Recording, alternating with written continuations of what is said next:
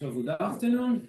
Our speaker today is Ivan Lopez. He studied first astronomy at the University of La Plata in Argentina. He got his master thesis at the Space Telescope Institute in Baltimore. Then he moved to Italy for the PhD at the University of Bologna within the Innovative Training Network for the Bid for Best under the local supervision of Marcella Brusa. And now he's holding a Cassini Fellowship at the Observatory, and today will tell us about his result with JWST.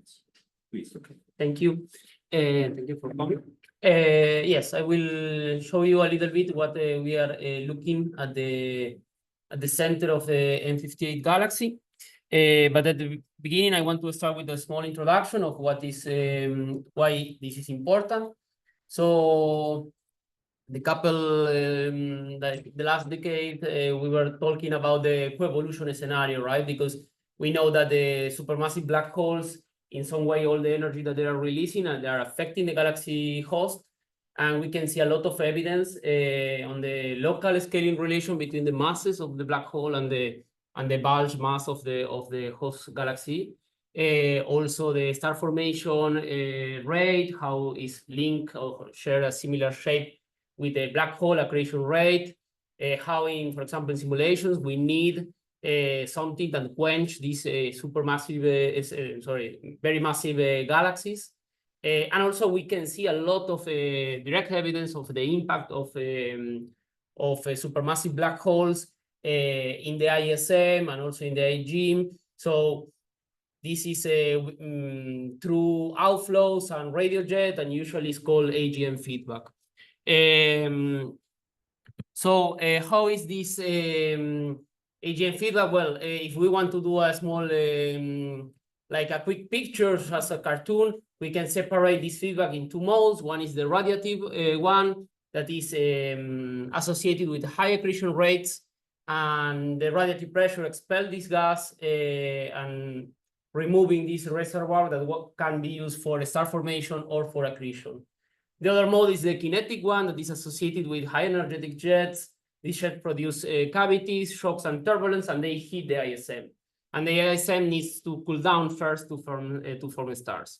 And while this is like very simplistic view, there are a lot of caveats, right? So we know that while the thing I just explained is a little bit in terms of suppressing star formation, so negative feedback, but positive feedback is also a thing, because in all of this mechanism, we are moving the gas around, and if we hit a good spot where deposit the dust, you can do positive feedback there, and even in the same galaxy, you can have events of negative and positive feedback.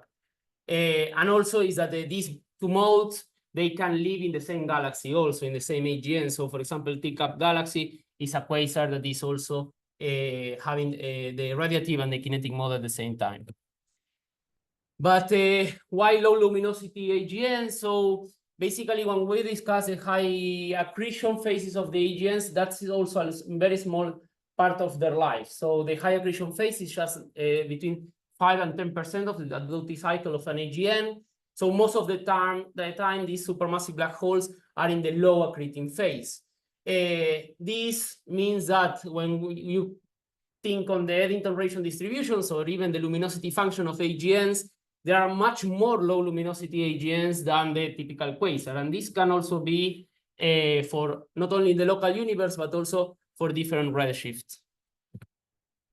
And how these low luminosity AGNs are different from the classical AGNs? Well, if we think about their structure below an Eddington rate of 10 to the minus 3, you enter in this radiatively inefficient mode that usually is associated with advection-dominated accretion flow, so ADAF and jets, because this type of mode, we are not talking about the classic accretion disk, so they are more into producing jets, let's say. Also, from the typical cartoon of an AGN, we have this broadland region that is this gas that is around the AGN, that is moving very fast and very ionized. But we are talking about the radiatively efficient, so these structures start to disappear in the low luminosity AGN, so it's not very easy to measure black hole masses, for example, there. And even the dusty torus, it's uncertain if it's there or not. Some people are claiming that the radiation is not enough to have a torus there. So MARMA observations are showing dust structure in this parsec scale around these black holes. About their feedback, the feedback that they can do, well, if you think about a very famous radio loud low luminosity AGNs like M87, you know that these jets can even arrive to the intergalactic medium. But if we are talking about more radio quiet, low power jets, maybe non-relativistic, these jets can remain in the host galaxy and hit a structure of ISM around kiloparsec scales, right? So we are talking about compressing molecular clouds, displacing dust, and putting all of this energy in the kiloparsec scale. Even the winds from an ADAF can also suppress the star formation.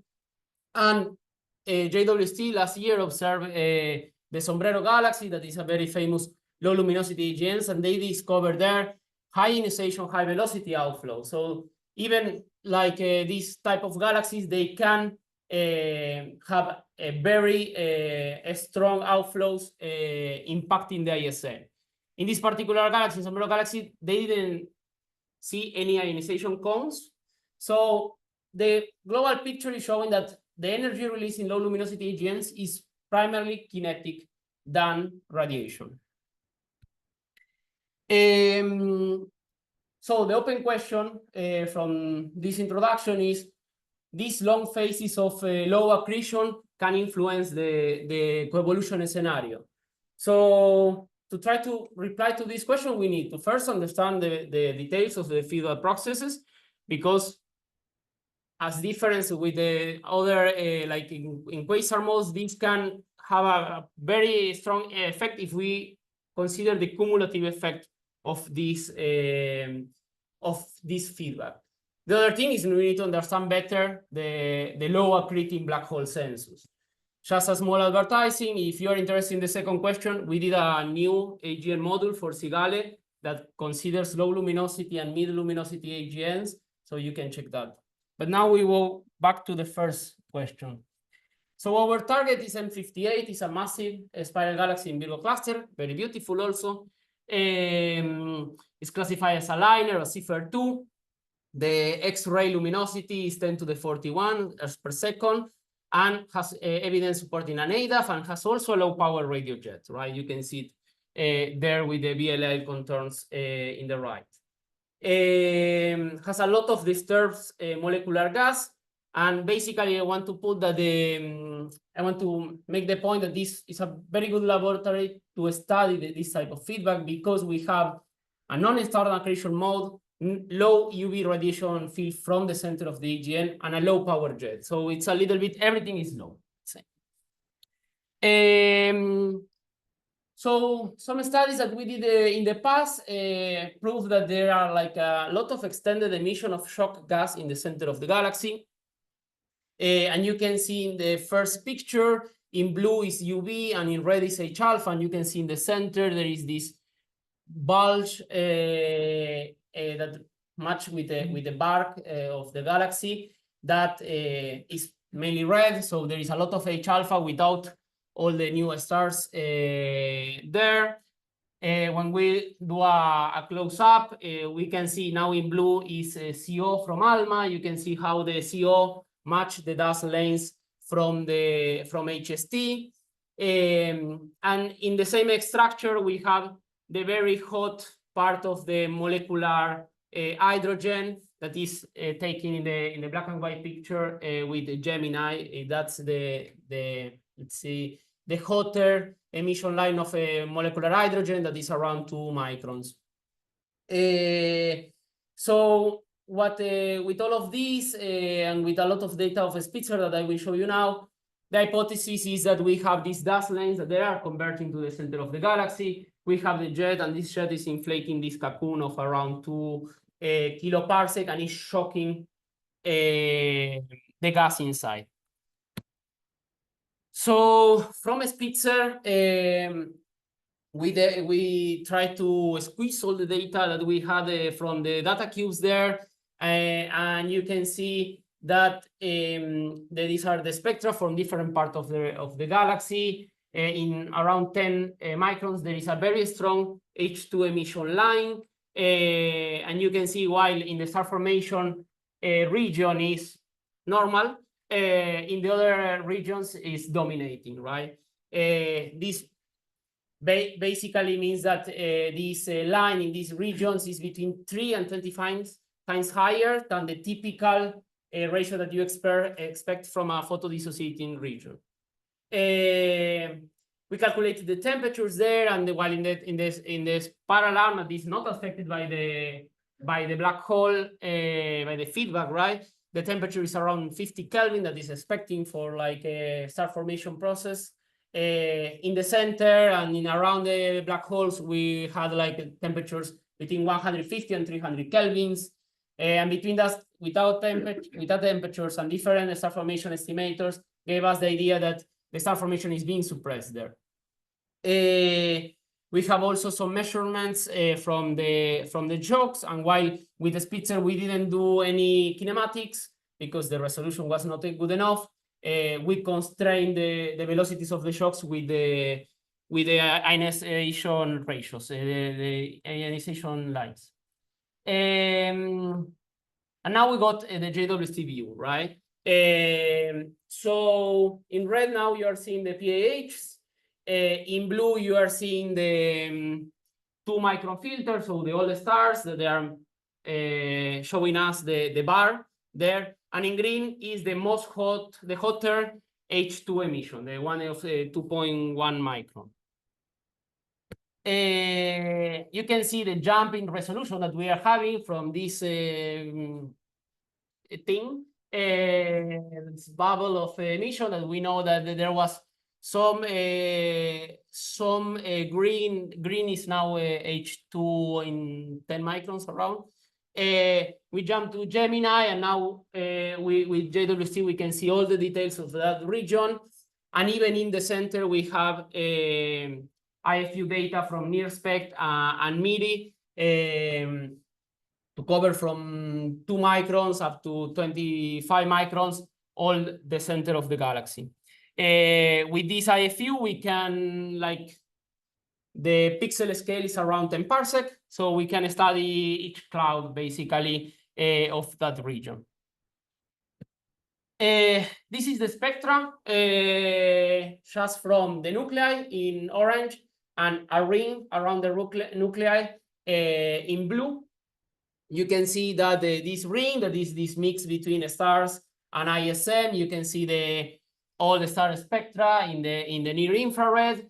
You can see some vibrational lines. This is the one that I was telling you before, the one in 2 microns that is very hot, trace very hot molecular hydrogen.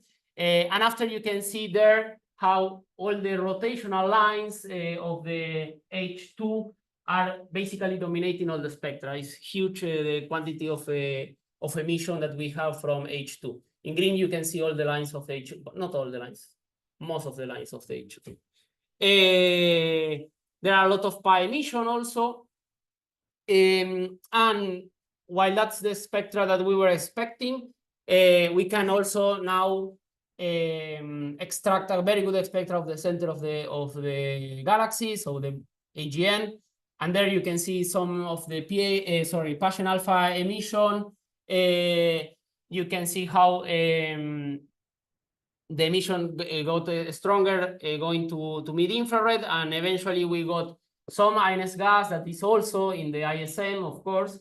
We don't have too many emissions of the rotational lines of the H2, while if you compare the ratios of the rotational lines that are there and the raw vibrational lines that are here, the raw vibrational lines are very similar between the ISM and the nuclei. And after we have the nice silicate bump around 10 microns that I will discuss a little bit after. So just to point some of the difference between the ionized gas and the warm molecular gas. This is neon 3. That's the line at 10 microns. And you can see just from the moment zero maps that most of the NS gas is centered in the PSF, that is huge in these wavelengths, while the H2 is more distributed between the center and these dust lanes of the galaxy. You can see in the moment one of the maps how in both we have some rotational components. So these dust lanes are rotating. And while there are some differences and some offsets, the velocities are low, right? So like we are not, but any means we have like a high velocity outflow here. We are not talking in like in sombrero case, right? So if we are going to claim that there are outflows here, we need to model the rotation of the galaxy to be sure, or have like very nice ratio of lines that is only explainable with outflows. The other thing is the dispersions. So in the NSL phase, we have a more homogeneous dispersion, high values, while in the molecular phase, the dust lanes, they have lower velocity dispersion values. And while these are like two random lines that I was showing you, these three are INS gas, these other three are molecular gas, so kind of they show very similar structures. From the warm molecular gas, we can grab all the lines of like all the pure rotational lines, and we can try to model the excitation of the H2 from these lines, right? And we did this in the past with the Spitzer data just for 4 or 5 different regions. Now we can do this pixel by pixel. So from the dust lanes, these are the power law index that we are, this is using the model of Toji Smith 2016 that basically assumes a power law distribution of the molecule rotational temperatures. From there, we can retrieve some this power law and the let's say the lower temperature that we are seeing in H2. You can see that just for reference, typical star formation galaxies from the zinc sample, they have a mean value of much lower than these ones, right? And you can see here that the star formation from this exactly galaxy in the spiral arm that is not affected by the AGN has a temperature of 50 kelvins and a power index of 4.75, and this is completely out of scale, right, from here. So from there, we can see that these two dust lanes, while they have like differences, they are like above the threshold that we are considering for typical star formation. And when we compare this with the other information, not only the pure rotational lines of the H2, but also the hotter H2 emission at 2 microns and also Paschen alpha, we can see that the dust lanes that they are there are particular places that they have a much more ionization, right? These clouds, yellow clouds. And of course, in the center, we have a lot of the Paschen alpha emission in the center that you can see there in the blue. We have this, let's see, cloud around the AGN that is less than 100 parsec. And we have another cloud with some gap in the middle. But the dust lanes are mostly filled with warm molecular gas. But in these regions, we cannot, the other model is not very good because we are detecting much higher H2 emission, right? The model that we were using before that doesn't include the information of the raw vibrational line. The raw vibrational line is around 2000 Kelvin, just to that line, right? So it's much hotter emission line. If you compare that with the kinematics that we are looking at the NSF phase, you can see that this, so from the, let's talk cloud by cloud. This cloud here match this part here that has a different velocity than that dash lane. So could be is one of our candidates for outflows. And in the center, you can see that the ionization and the velocities are doing very not normal stuff, let's say. Most interesting, I think so, from this is the contours in the picture in the middle. The contours of the picture of the middle are the UV emission from HST.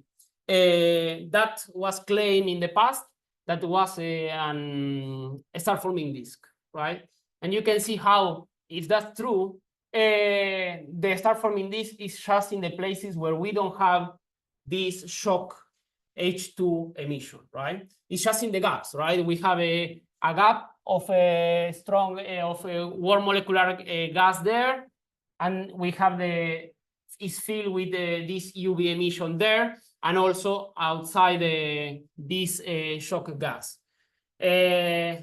If one continue with that idea, we can say, okay, maybe there is some negative feedback from the shock gas, but after that there is the positive feedback of all the dust that the jet put it away and is producing some star formation. But that's a strong claim, so I'm just working on the idea for now.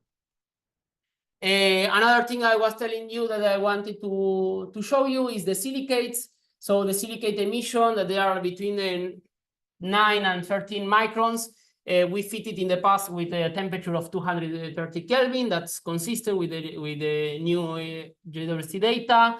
And while the PSF is a little bit big, when one try to do like the convolution of the PSF, try to constrain in a smaller space, we are right that all the silicate features are contained in around 20 parsec. So that could be that we are like using JWST to detect the toroid of this galaxy also. That is interesting because before we were only using the bial. So wrapping up a little bit, what I show you is that before we were like looking with the Spitzer all the outer cocoon that were containing in 2.6 kiloparsec. Now we are looking at the beginning of this cocoon at a scale of 20 parsec almost after the silicate emission. As we one of our hypotheses is that everything was shocked with low velocity shocks from the previous work, and we didn't find any high velocity outflow, so that makes completely sense. The warm H2 gas is mainly in the dust lanes that converge on the galaxy center, while the ionized and hotter H2 is mainly in the center with some extra places that we will look for more evidence if there are outflows. But if there are outflows, we are talking about very low velocities. So the H2 temperature is high enough to keep suppressing the star formation as we claimed before, but this star forming ring is just between this hot H2, so maybe we are looking for some complex positive negative feedback scenario. We were trying to claim that what we are looking at with the silicates is the possible toroid of low luminosity AGN. And the main objective of all of this work is trying to constrain the heating mechanism and the impact of the star formation. So I think we are in a good way. We are just analyzing a lot of data to try to do the claims. And finally, is M58 an extreme case? So if you see the H2 emission over pH emission, just to compare a little bit some integrated ratios, you can see that M58 is rounded there, lives in a space full of radio galaxies, right? The 3C catalogs. So, but this is like, while all the others are kind of radio loud AGNs, like the power, the jet power that we are looking in M58 is much lower, right? Order of magnitude lower. And at the same time, there are a lot of other Cephers and linear galaxies that they are around this, right? Around 8 to 10 galaxies that they have similar H2 to pH emission. So while, yes, you can see N58 probably is one of the most extreme cases for this huge H2 emission, maybe is a scenario much more common than what we are expecting. And thank you. So, questions for the speaker? I have a curiosity regarding the molecular gas analysis that you are doing. So the lines that you have now for Vision 12 obviously face the warm molecular gas. But are there in literature or in other programs CO measurement with ALMA a super high resolution to compare the warm molecular phase with the cold molecular phase, and what maybe you can learn a bit also regarding how the process of quenching star formation happens, because studying the warm versus cold molecular so maybe I missed something, but no, it's a good question. So that was one of our plans originally. The data that we have, this is a galaxy also that is in the FANG survey. So FANG is pointing ALMA 221 to all the galaxies. No. The one from No. Gatos no, it's not. Gatos is more powerful agents. Yes. So that's blue is ALMA 221, right? And while you can have some information for the around the AGN, what we are looking for JWST is much in the center, right? So it's just that the upper dust lane is we take just a little bit, right? But the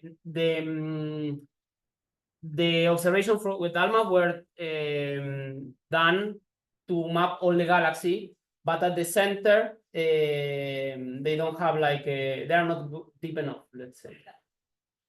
We are thinking with Almudena and Santiago to do some. I show this to them and they say, let's do ALMA for all the molecules. So yes, exactly. So that's why I was, Yes. I was thinking about them. Yes. I have a probably stupid question concerning the maps of velocity, like the one for the wall. Like, is it obvious that this must be rotation? So cannot it be, since your jet was drawn in this direction? Yes. Cannot these two, this one and the blue one over there, cannot they be signature of actually the jet pushing the gas into different direction? Why this has to be rotation? So our hypothesis is that the jet is going perpendicular to the rotational plane of the galaxy. One drawing there was an axis exactly in this. That's the this one, right? That's the projected one. Sorry. Yes, maybe it was confusing. This one.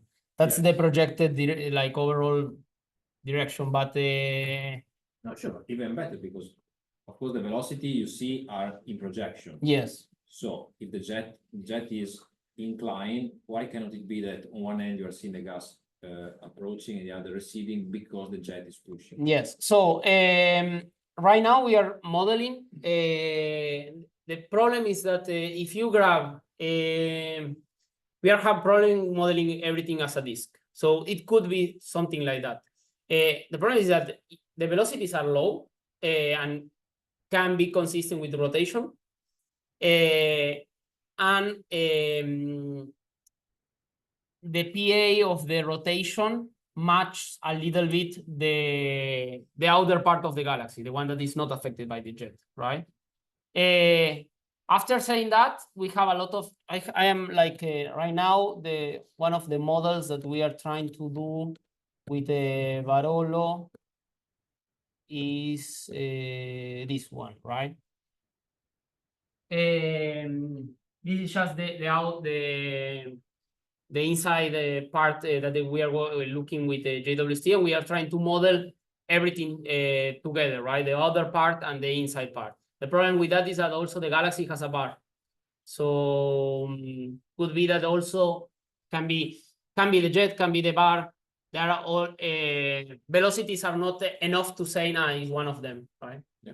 So yes, we are trying to cover all the possible explanations.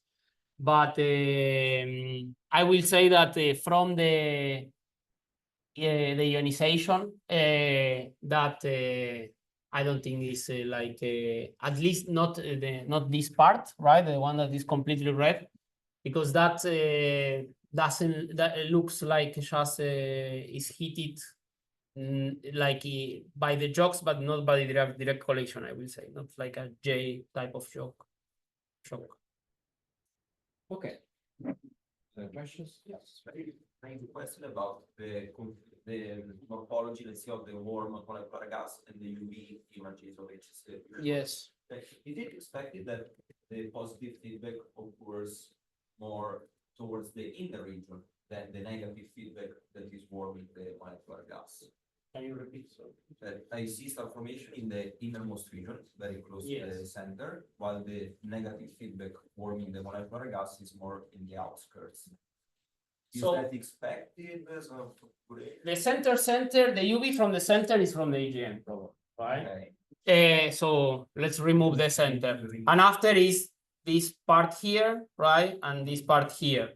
This part here is in the middle of these two bubbles of very, like the green bubbles, right? That trace very hot H2.